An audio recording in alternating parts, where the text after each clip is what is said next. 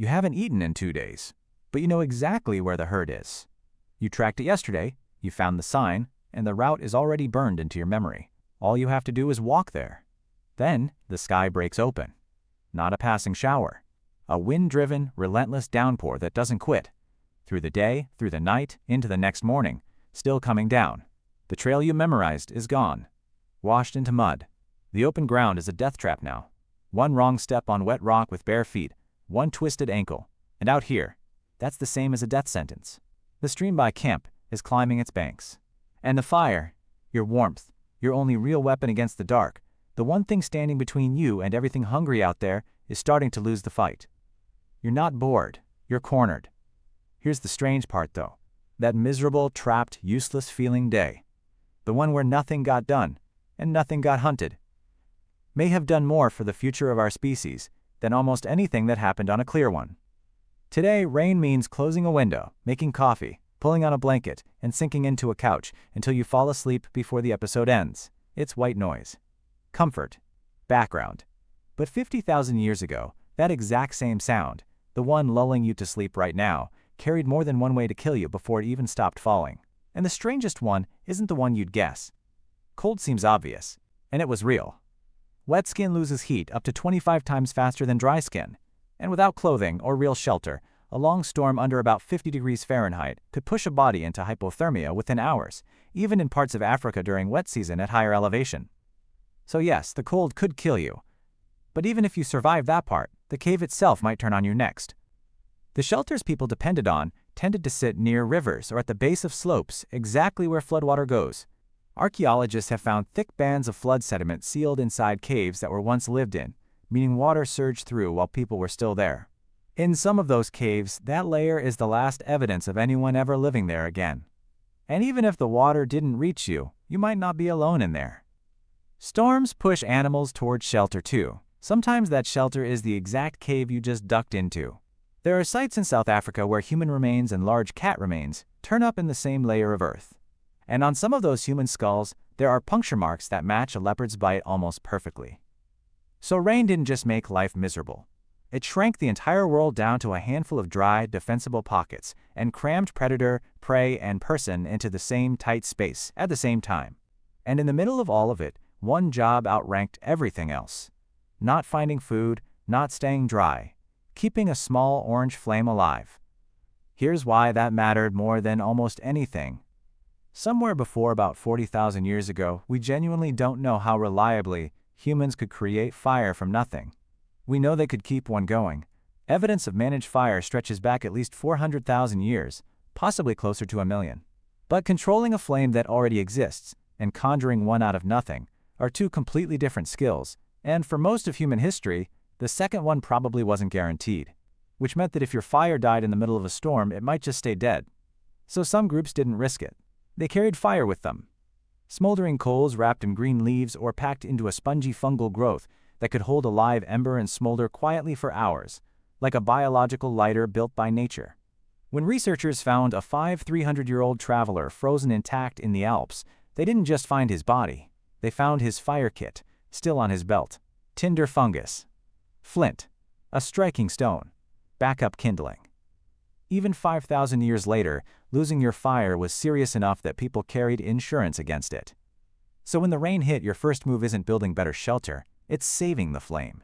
You push it deeper into the cave. You shield it with hide and brush. You feed it just enough, and never too much. You hunt out the one dry branch, still hiding under a conifer's canopy. Split open a soaked log to reach the dry wood inside. Strip bark from a birch tree, because it holds a compound that keeps burning, even when wet. For hours, this might be your entire job, sitting beside that fire, tending it, watching it, willing it to survive. Because letting it die isn't careless. On some nights, in some caves, that single glowing coal may have been the most valuable object on Earth, and losing it wouldn't just cost you, it could cost every child sleeping beside it too. Strange thing is, though, fire wasn't even the most important thing rain forced people to invent. We'll come back to that. Fire secured, mostly dry, still can't leave. This is where most people picture ancient humans just waiting, sitting still, doing nothing until the sky clears. The archaeological record says the exact opposite. Caves from this period are loaded with unfinished projects. Stone tools mid-shape, and piles of the tiny rock flakes that fly off while you're working one, clustered in the exact spots where firelight would reach someone sitting for hours. In one South African cave, researchers found something closer to a 100,000-year-old workshop. Shells used as mixing bowls, red pigment ground to powder, bone tools built for stirring and applying it. Not survival. Production. Imagine a young member of the group kneeling over that pigment for hours, grinding it fine, while someone older sits nearby reworking a broken spear point. No evidence tells us that exact scene happened. But something very close to it almost certainly did, over and over, for tens of thousands of years. And elsewhere, needles start showing up, carved from bone, with an eye drilled almost impossibly small. You don't make something that delicate while running from danger. That takes stillness. Focus. Hours with nothing else demanding your attention. Rainy days gave people exactly that kind of time. They also gave people the time to make the cave itself livable. In one shelter, archaeologists uncovered actual bedding, tens of thousands of years old, layered grasses and reeds built into sleeping mats, topped with leaves from a plant known for repelling insects. That bedding was burned off and replaced on purpose again and again to keep it clean. Someone had already invented pest control. Mosquitoes apparently have been annoying people for at least 77,000 years. This wasn't a person just enduring a cave. This was somebody building a home inside one. Now, everything you've just heard has one thing in common. Fire keeps you alive. Tools keep you fed. Bedding keeps you comfortable. Every single invention so far exists because it helps you survive. The next one shouldn't exist at all. It doesn't keep you warm. It doesn't feed you. It doesn't protect you from anything. And yet somewhere, someone spent days, maybe weeks, making it anyway. Deep in a cave in southern France, far past where anyone would ever actually shelter from a storm, someone painted lions, horses, rhinos mid-stride, muscle and motion captured with an accuracy that still unsettles researchers today. Because this isn't a doodle. It's the work of someone who studied these animals for thousands of hours and then recreated them purely from memory, in total darkness, holding nothing but a lamp-burning animal fat.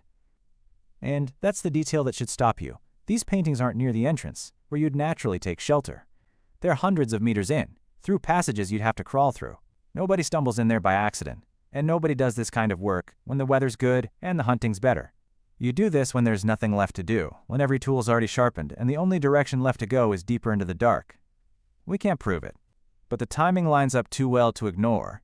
The greatest creative explosion in prehistoric history happened in exactly the places people were most likely to be trapped, for days, with nowhere else to go. And that idea gets bigger. Rain may not have only created art, it might have created culture itself. Picture 15 or 30 people, packed into one space, for days, with nothing to occupy them but each other. What happens? You talk. And what you talk about changes everything.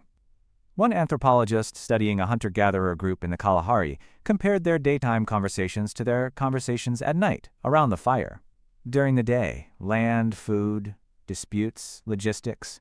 At night, once the fire is lit, over 80% of what people talk about shifts, to stories, to song, to ritual. Something about firelight itself seems to loosen people, softens faces, lowers guards, opens mouths that stayed shut all day. The campfire isn't just heat. It's the very first social network humanity ever built.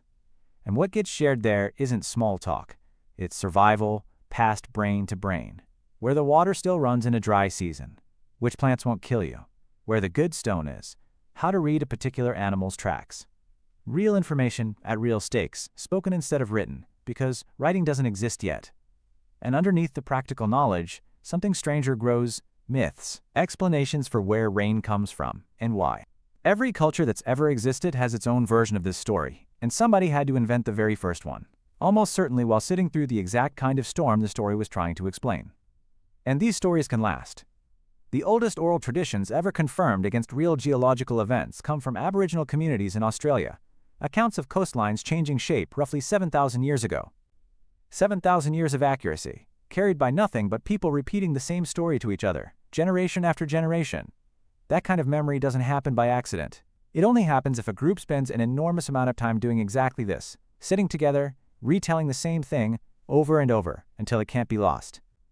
So a rainy day isn't wasted time. It's the moment knowledge crosses from old to young, where a skill gets demonstrated by hand instead of explained in words. where the whole group's shared memory gets refreshed, corrected, and passed on one more generation. Now here's the reversal nobody expects. Rain isn't only the enemy. Sometimes, it's the best thing that could happen to you. Remember those vanished tracks from the beginning? The ones the rain erased and cost you the hunt? 24 hours later, that same rain hands you something better. Once the ground softens, every footprint left behind turns sharp, deep, unmistakable, showing exactly what walked through, how recently, how fast, which direction. Some of the clearest tracking conditions anywhere on Earth show up in the hours right after a storm breaks. Rain also means water you can keep.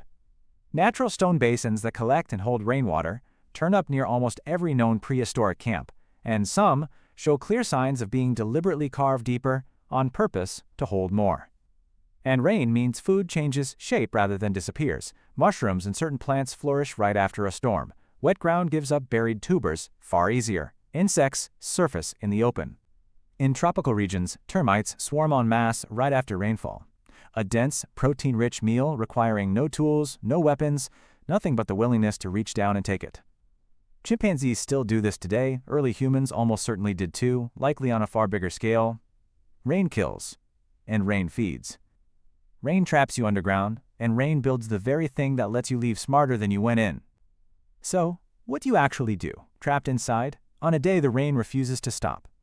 You spend hours feeding a flame that refuses to stay alive. You shape tools for a hunt you can't take yet. You stitch clothing for a winter that hasn't arrived. You grind pigment that will end up on a wall no sunlight will ever touch. You tell stories that will outlive you by thousands of years. And now, finally, the invention we promised to come back to. The one that wasn't fire, wasn't shelter, wasn't food, but that almost everything afterward quietly depended on anyway. A twisted length of plant fiber. Cordage. Rope. It sounds too small to matter, it isn't. Without it, you can't lash a stone blade to a wooden shaft, which means no spear, no arrow, no axe with any real reach or force behind it. Without it, you can't bind poles into a frame, which means no real shelter beyond a cave wall. Without it, there's no net to catch fish, no snare to catch anything smaller than you. No way to carry a heavy load any farther than your own 2 arms. Cordage is the quiet ancestor of the fishing line, the bowstring, the sail, the loom. One of the oldest known fragments of it, barely a scrap, twisted from plant fiber, was found in a Neanderthal site in France, tens of thousands of years old. And in Germany, archaeologists found something even stranger, a carved ivory tool, built for one purpose only, twisting fiber into cord, on purpose, again and again. Somebody didn't just invent rope, somebody built a machine to make more of it. Nearly every complex technology that came after quietly traces back to something that looks, honestly, a little laughable: braided plant fiber. Made by someone with nothing else to do, on a day exactly like the one you started this video imagining. When the storm finally breaks, you step back out onto ground gone soft, tracks laid out in every direction like a gift, and get back to work. Remember that storm from the beginning? The one that felt like it stole an entire day, an entire hunt, an entire plan? It didn't steal anything. It built the future.